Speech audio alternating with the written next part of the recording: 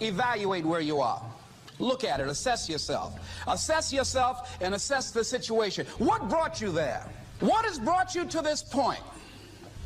What did you learn from it? Are you learning anything, or are you doing it over and over and over again? Somebody said that insanity is doing the same thing in the same way, expecting a different outcome.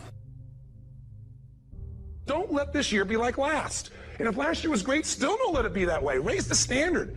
If your life is perfect and extraordinary, you darn well know you're not going to be happy unless you keep making it better. That's what makes us feel alive. It's not what we get that makes us happy. It's who we become and what we're able to give because we become more. If you want to begin to move, you've got to clear your mind of all the unnecessary luggage and baggage that's weighing us down.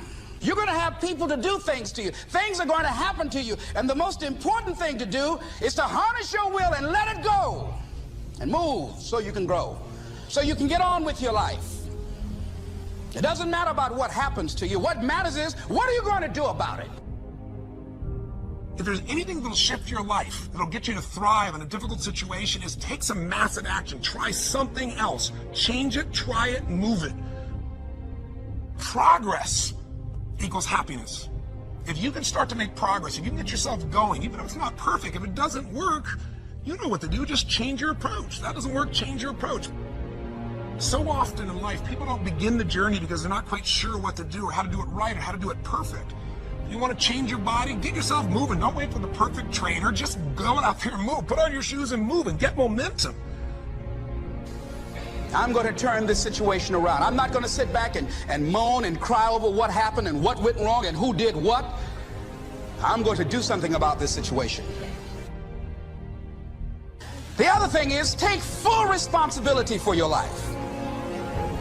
Accept where you are and the responsibility that you're going to take yourself where you want to go. Someone said we have two primary choices in life. We can either accept conditions as they exist, or we can take the responsibility to change them.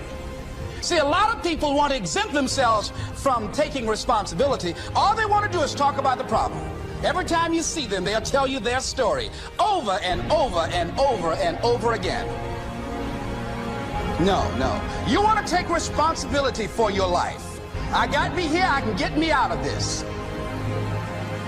And I'm getting out. I'm not going to be a volunteer victim.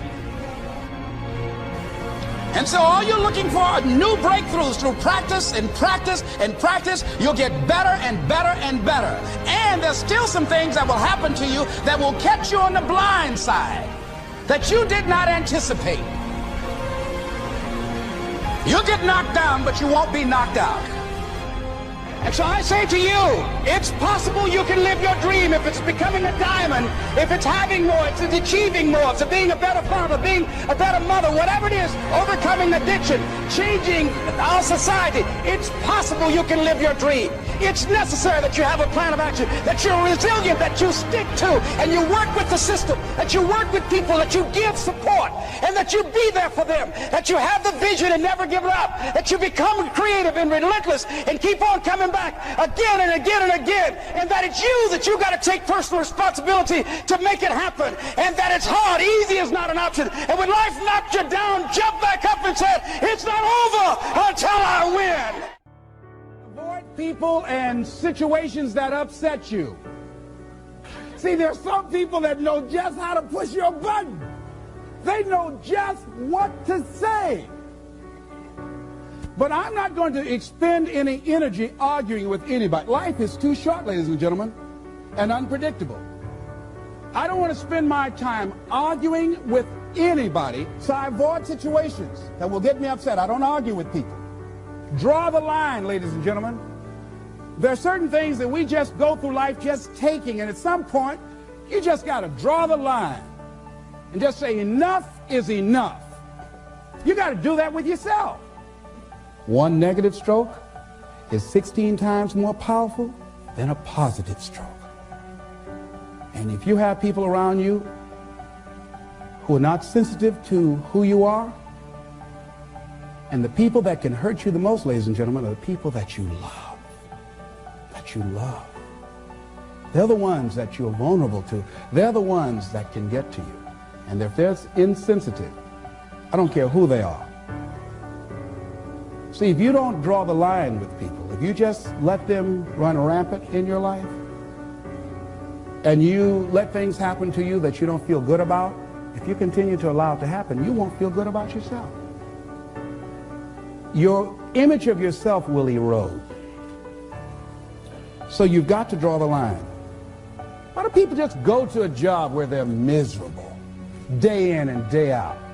Why do people stay together and they're miserable, sleeping in separate rooms, or arguing, or the only thing they have in common is paying the bills? Don't talk, don't communicate, don't share anything together. Day in and day out, as short and unpredictable that life is, being mean to each other. Why do people do that? Known hells are preferable to strange heavens because it's familiar. See, life is rough, ladies and gentlemen. It's rough, and it's scary. It's scary growing. It's scary taking a chance. It's scary acting on your intuition, on your guts. It's scary. It's frightening. There are people that's tolerating things right now, and they're immobilized by fear. They can see the hammer coming, and they're afraid to even move because it's scary. To go against the dominant thinking of your family, friends, and those people you associate with every day is perhaps the most difficult act of courage you will ever perform. See, when you start growing, when you start changing the way you walk, the way you talk, the way you act, the way you respond to things, the way you use your time, when you start saying, no, I can't do that. Why? You're too busy. You don't have the time. No, I have my own agenda. So if people can put you on a guilt trip, they will. And use you and abuse you over and over and over again. You got to draw the line. You have to draw the line on them. Don't go through life feeling like you're powerless. Victims are people that are powerless. You're not powerless. You are powerful. You direct the power in your life. Whatever your life is right now, it is a duplication of your consciousness. It's a result of how you have decided to use your power. That's all it is. That's not who you are. That's just a perverted use of your power that you aren't satisfied with. And you've got the power to change that. Wherever you are, how, I don't know. But I know you've got the power to do that. But you don't know what has happened to me. It really doesn't matter what has happened to you. See, the only thing that really matters is, what are you going to do about it? That's all that matters. That's all that matters. You can allow it to destroy you, or you can allow it to build you up.